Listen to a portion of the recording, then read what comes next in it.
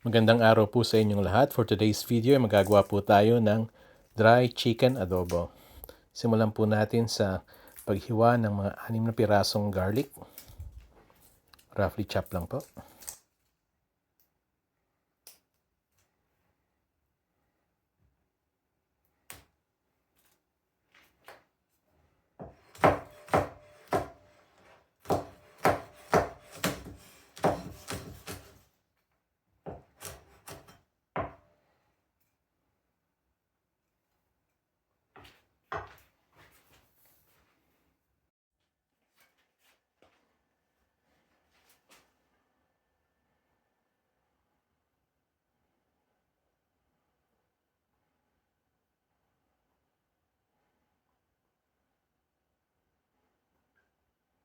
Sa isang malaking pan ay maglalagay lang po tayo ng mantika.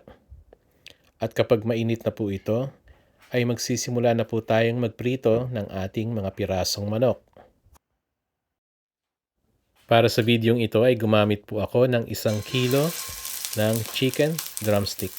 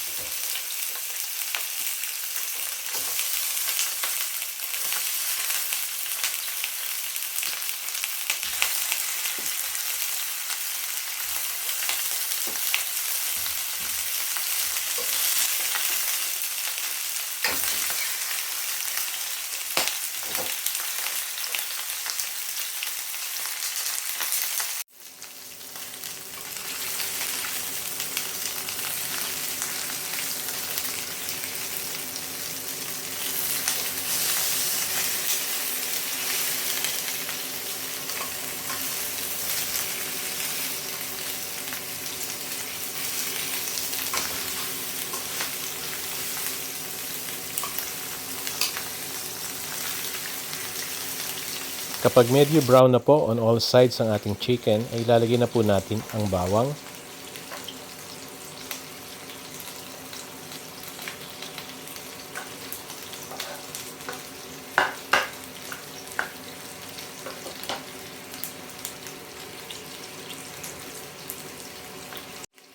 Maglalagay rin po tayo ng paminta.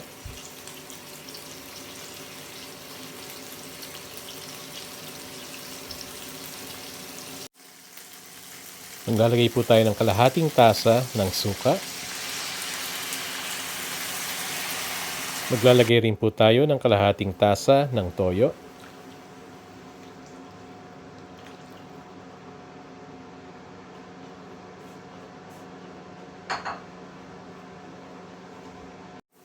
Pag nagsimula na pong kumulo, hinaan lamang ang apoy, takpan at hayaang maluto ng 15 minuto.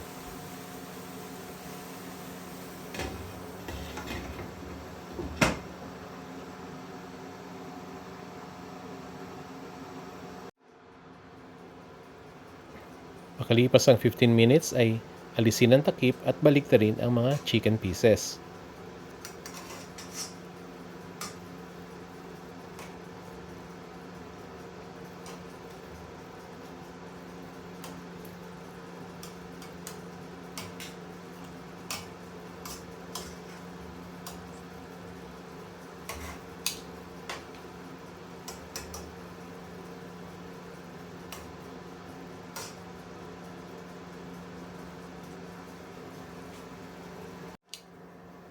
Maglalagay po tayo ng 1 bay leaf,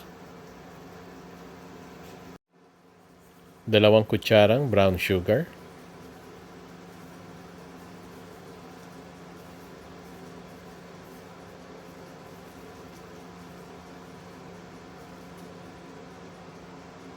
hayaan lang po natin siyang maluto pa hanggang lumapot ang sarsa.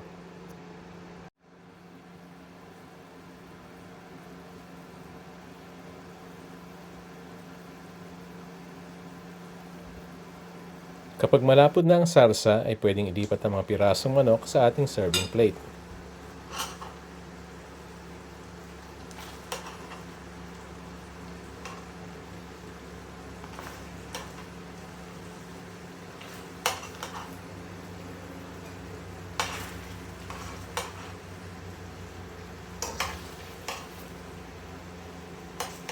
At this point ay naisip ko, sayang naman yung all that goodness na naiwan sa lutuan, kaya napagdesisyonan kong magawa ng adobo fried rice.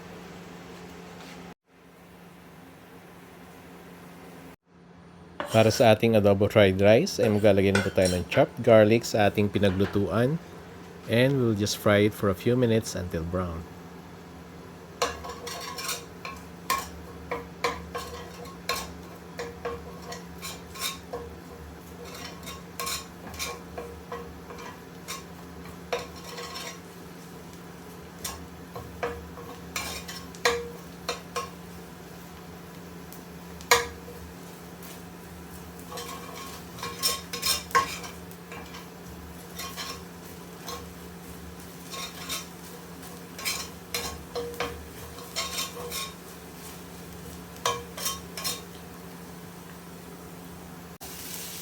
Maglalagay po tayo ng 2 cups ng cooked rice, and we will just fry this for a further 5 to 10 minutes depending on how you like your rice.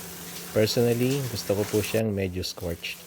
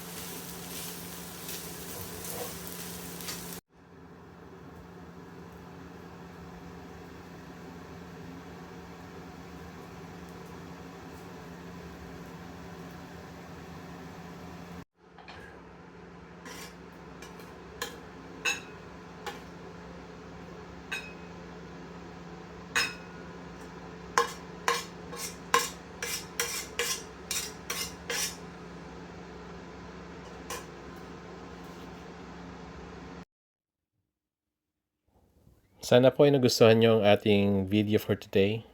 And please don't forget to like, subscribe, comment, and share.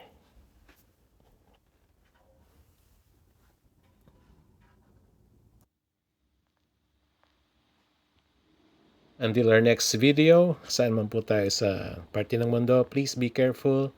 And hanggang sa muli, bye-bye!